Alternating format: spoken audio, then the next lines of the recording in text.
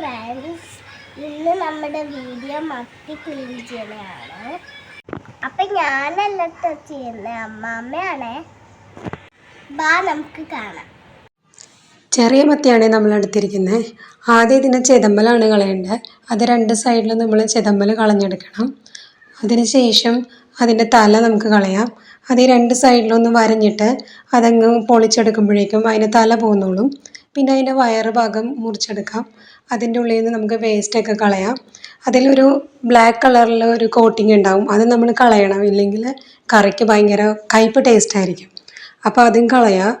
പിന്നെ അതിന് ശേഷം അതിൻ്റെ വാലും മുകൾ ഭാഗത്തെ ചിറക് നമുക്ക് കട്ട് ചെയ്ത് കളയാം. ചെറിയ മത്തിയാണെങ്കിൽ നല്ല നെയ്യ് ഉണ്ടായിരുന്നു കേട്ടോ. അതുകൊണ്ടാണ് നമ്മൾ ക്ലീൻ ചെയ്യുമ്പോൾ തന്നെ പെട്ടെന്ന് അങ്ങ് പൊട്ടിപ്പോകുന്നത്. വറുക്കാനും പീര് ഒതുക്കാനൊക്കെ ചെറിയ മത്തിയാണ് കേട്ടോ കൂടുതൽ ടേസ്റ്റ്. ഇത്രയും നേരം നമ്മൾ കണ്ടത് കത്തി വെച്ച് ക്ലീൻ ചെയ്യുന്നതാണല്ലോ. ഇനി നമുക്ക് കത്രിക വെച്ച് ക്ലീൻ ചെയ്യുന്നത് എങ്ങനെയാണെന്ന് നോക്കാം.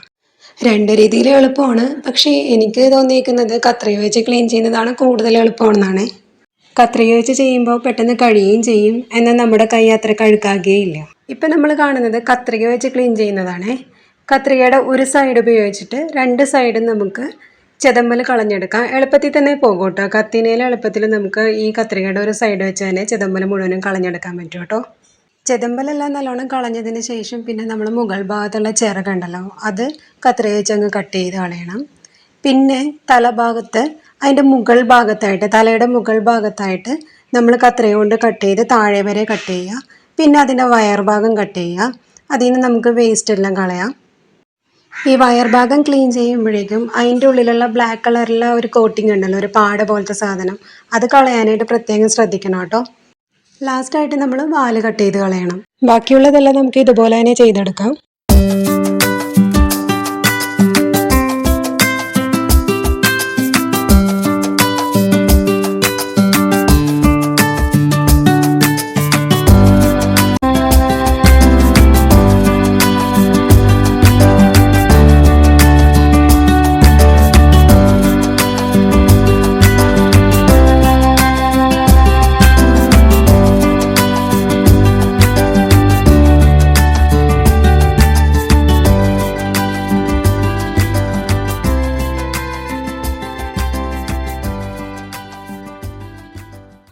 കട്ട് ചെയ്യുന്നത് എങ്ങനെയാണെന്ന് നമ്മളിപ്പോൾ കണ്ടല്ലോ.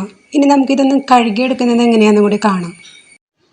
ഒരു ചട്ടിയിൽ കുറച്ച് വെള്ളം എടുത്ത് വെക്കുക. ഈ മത്തിയുടെ മുകളിലായിട്ട് ഒരു സ്പൂൺ ഉപ്പ് വിതറുക.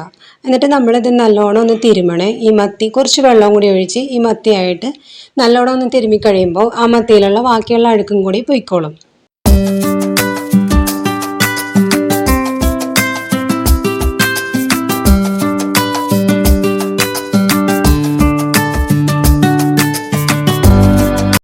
അതിനുശേഷം നമ്മൾ മാറ്റി വെച്ചിരിക്കുന്ന ആ വെള്ളം ഈ മത്തിയിലേക്ക് ഒഴിച്ചിട്ട് നല്ലോണം കഴുകി അത് വാരിയെടുത്ത് ചട്ടിയിലേക്ക് മാറ്റാം.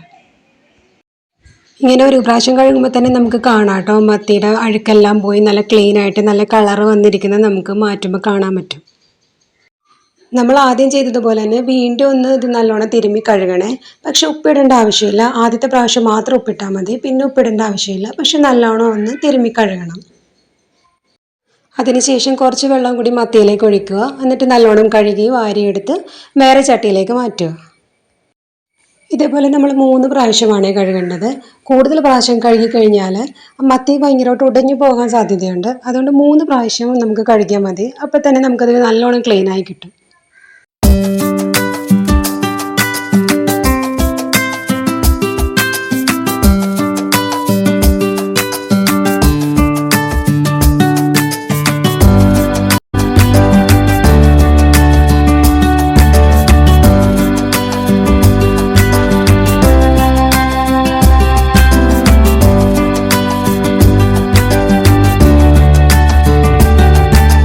നമ്മുടെ മത്തി ഇവിടെ നല്ലോണം ക്ലീൻ ആയിട്ടുണ്ട്. വീഡിയോ കൊള്ളാമോ? ഇഷ്ടപ്പെട്ടെങ്കിൽ സബ്സ്ക്രൈബ് ചെയ്യണേ. ഇനി നെക്സ്റ്റ് വീഡിയോയിൽ കാണാം. ലൈക്ക് ചെയ്യുക, ഷെയർ ചെയ്യുക, സബ്സ്ക്രൈബ് ചെയ്യുക. Tata, bye bye.